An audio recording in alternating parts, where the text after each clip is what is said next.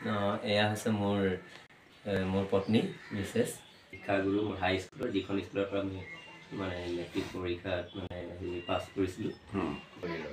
শতাব্দী গৰকী শিপাই খামুচি থাকে মাটি আজি ধ্ৰুপদী ভাষাৰ মৰ্যাদা লাভ কৰিছে। একে সময়তে ভাষাটোক লৈ কিন্তু মানুহ শংকিতও হৈ আছে। Hello friends, good morning. Dibrugarh Assam থেকে আমি চন্দন মজুমদার বলছি। খুব সকালে, শীতের শান্ত সুন্দর সকালে আমরা দুজন এসেছি আরেকজন কবি কাজল দাসের বাড়ি। কথা বলবো, কবিতা নিয়ে আলোচনা করব। আজকে রোববার, দেখাবো আপনাদের সঙ্গে থাকুন। আজি আমি তিনিজন কবি একেলগ হৈছোঁ। কবি কাজল দাস, কবি বিজু শৰ্মা, কবি সাহিত্যিক আৰু ভাল এনাউন্সাৰ। আজি আমি কবিতা লৈ অলপ আলোচনা কৰিম। আমি আহিছোঁ কাজল দাসৰ ঘৰ, জালালনগৰ টি এষ্টেট। এয়া হৈছে মোৰ পত্নী মিছেছ শ্ৰীমতী টুটুমণি তাঁতী। তেওঁৰ ঘৰ শিৱসাগৰ ডিমৌ। আমি যোৱা 24 তাৰিখে আমি দুয়ো মানে বিবাহ পাশত আবদ্ধ হৈ যুগ্ম জীৱনৰ পাতনি মেলিছোঁ। বৰ ভাল খবৰ কাজল, আমি অভিনন্দন জনাইছোঁ তোমালোক। তোমালোকৰ যুগ্ম জীৱন সুখৰ হওক, শান্তিৰ হওক আৰু পৰিপূৰ্ণ হওক। হয়, কাজল আমাক চাহ, মিঠাই, বুন্দিয়া ভুজিয়া দি আপ্যায়ন কৰিলে, ভাল লাগিলে। কাজল, এটা কথা হলো, তোমাৰ পেছাগতভাৱে তুমি শিক্ষক। হয়। কোনটো স্কুলত কৰা? মই ঘৰবন্দী চুক LP স্কুল। ক'ত আছে এইটো? এইটো আমাৰ চালখোৱাত আছে। চালখোৱাত। হয়। ইয়াৰ পৰা যোৱা? ইয়াৰ পৰা যাম। হয়। কবিতা তোমাৰ আগ্ৰহ কেনেকৈ আহিলে? এনেকুৱা এটা পৰিস্থিতি, এইটো জালালনগৰ টি এষ্টেট, এইটো বেছিভাগ মানুহে ইমান শিক্ষিত নহয়, হয় নহয়? আৰু গতিকে তুমি অলপ পঢ়া শুনা কৰি শিক্ষিত হৈছে, ভাল এটা চাকৰি কৰা।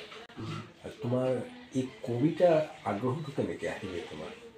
কবিতা আগ্ৰহটো মোৰ মানে স্কুলত পঢ়ি থকা সময়ৰ পৰাই আহিছে বুলি ক'ব লাগিব। কোনোবা প্ৰেৰণাদায়ক কোনোবা আছে? আছে। মোৰ শিক্ষাগুৰু মোৰ হাই স্কুলৰ যিখন স্কুলৰ পৰা আমি মানে মেট্ৰিক পৰীক্ষাত মানে পাছ কৰিছিলোঁ। হাই স্কুলৰ মোৰ যিজন আছিল শিক্ষাগুৰু, তেখেতক আমি প্ৰধান শিক্ষক হিচাপেও পাইছোঁ। তেখেত নাই বৰ্তমান।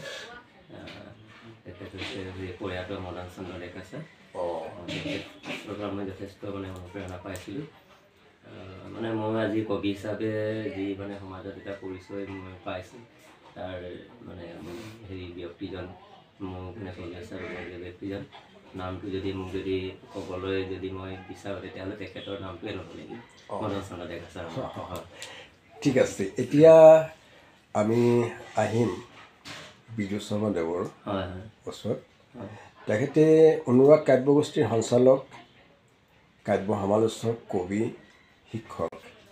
তেখেতৰ পৰা আমি এটা কবিতা শুনিব বিচাৰিম। ধন্যবাদ মজুমদাৰ। কাজলৰ ঘৰলৈ আহি আজি যথেষ্ট ভাল লাগিল। আৰু কাজলে নতুনকৈ বিয়া পাতিছে, আমি তেওঁলৈ শুভেচ্ছা জনাইছোঁ। আৰু আপুনি যেতিয়া কবিতা এটা গোৱাৰ কথাই ক'লে, বাৰু মই কবিতা এটা পঢ়ি দিছোঁ। কবিতাৰ নামটো হ'ল শিপা। সুখ অথবা দুখৰ দৰে শিপাৰ কোনো ৰং নাই। শিপা গুণমালাৰ গুণৰ দৰে উজ্জ্বল, নিমাখিত মনালিছাৰ হাঁহিৰ সমুজ্জ্বল। শিপা যেন হেঁপাহৰ উৎপল। সলনি হ'লেও প্ৰকৃতি, সলনি হ'লেও জীৱন বাতাবৰণ, শিপা শিপাই থাকে আজীৱন। মানুহৰ পৰিৱৰ্তন হয়, শিপা শিপা হৈ ৰয়। শতাব্দী গৰকী শিপাই খামুচি থাকে মাটি। প্ৰেম থাকিলে শিপাও থাকিব, শিপা থাকিলে গছো থাকিব, ফুলৰ সতে থাকিব সুবাস। শিপা যেতিয়া হয় আই অথবা পিতাই, স্বজ্ঞানে কেতিয়াও নিজক পাহৰিবলৈ নিশিকায়। ধন্যবাদ। শিপা বুলি এইটো অৰ্থ ক'বলৈ যোৱা হৈছে, এটা ব্যঞ্জনা দিবলৈ যত্ন কৰা হৈছে, এটা প্ৰতীক হিচাপে লৈ পেলাই কাব্যাংশ আগবঢ়োৱা হৈছে। আচলতে ফুল থাকিলে সুবাস যিদৰে থাকে, গছ থাকিলে যিদৰে বতাহ থাকে, হয় একেদৰে আমাৰ আই পিতাইৰ পৰিচয়েৰে আমাৰ শিপাডাল সদায় সজীৱ হৈ থকাটোৱে আমাৰ মনেৰে বিচাৰে। গতিকে সমাজখনত আজি শিপাৰ সন্ধান চলা দেখা গৈছে। আচলতে ক'ৰবাত যেন কাৰোবাৰ শিপা হেৰাইছে, মানুহে যেন ক'ৰবাত কিবা এটা সমস্যাৰ সন্মুখীন হৈছে। আজি অসমীয়া ভাষাই যি জাতীয় অস্তিত্বৰ ক্ষেত্ৰত আজি ধ্ৰুপদী ভাষাৰ মৰ্যাদা লাভ কৰিছে, একে সময়তে ভাষাটোক লৈ কিন্তু মানুহ শংকিতও হৈ আছে যে ভৱিষ্যত প্ৰজন্মই অসমীয়া কবিতা পঢ়িব নাই, পঢ়া শুনাৰ ক্ষেত্ৰত ছাত্ৰ ছাত্ৰী থাকিব নাই। যি কি নহওক, আমি সেই ক্ষেত্ৰত প্ৰবল আশাবাদী আৰু এই কবিতাৰ মাজেৰে আচলতে আমি জীৱনৰ সন্ধান কৰোঁ। মই ইতিপূৰ্বে কৈছোঁৱেই যে জীৱনৰ আটাইবোৰ ঘটনা পৰিঘটনাক মানুহে আচলতে কাব্যৰূপ দিবলৈ যত্ন কৰে। গতিকে কবিতা বিভিন্ন জীৱনৰ ঘাত প্ৰতিঘাত সংঘাতৰ এক অনিবাৰ্য পৰিণতি বুলিব পাৰি। আৰু তাৰ মাজেৰে আমিও আমাৰ জীৱনৰ বিভিন্ন মুহূৰ্তক কবিতাৰ মাজত ধৰি ৰাখিবলৈ চেষ্টা কৰোঁ। শব্দ ভাল পাওঁ, শব্দৰ অনুশীলন কৰোঁ, কাৰণ আমাৰ চিলভাৰষ্টেইনে কোৱাৰ দৰে যে words are the food and dress of thought. আৰু একেধৰণে কবি কিটছে কৈছিল যে heard melodies are sweet but those unheard are sweeter. গতিকে এই কথাবোৰ অলপ মানি চলোঁ, তেখেতসকলৰ এই সত্যবোৰ খুব মনেৰে বিশ্লেষণ কৰি পেলাই চাবলৈ খোজোঁ, জুকিয়াই চাওঁ আৰু সেই ধৰণে কবিতাবোৰ লিখোঁ। গতিকে নিজৰ কবিতাৰ ক্ষেত্ৰত যৎসামান্য কিবা অকণমান ক'লোঁ আৰু পাঠকসকলে, আমাৰ শ্ৰোতাসকলে কবিতাৰ বিশ্লেষণ কৰিব। আমি একান্তই কবিতাৰ নিখিন ৰসগ্ৰাহী পাঠক, গতিকে কবিতা ভাল পাওঁ, পঢ়ি থাকোঁ মাজে মাজে। ধন্যবাদ বিএছমালে। ভাল লাগিলে।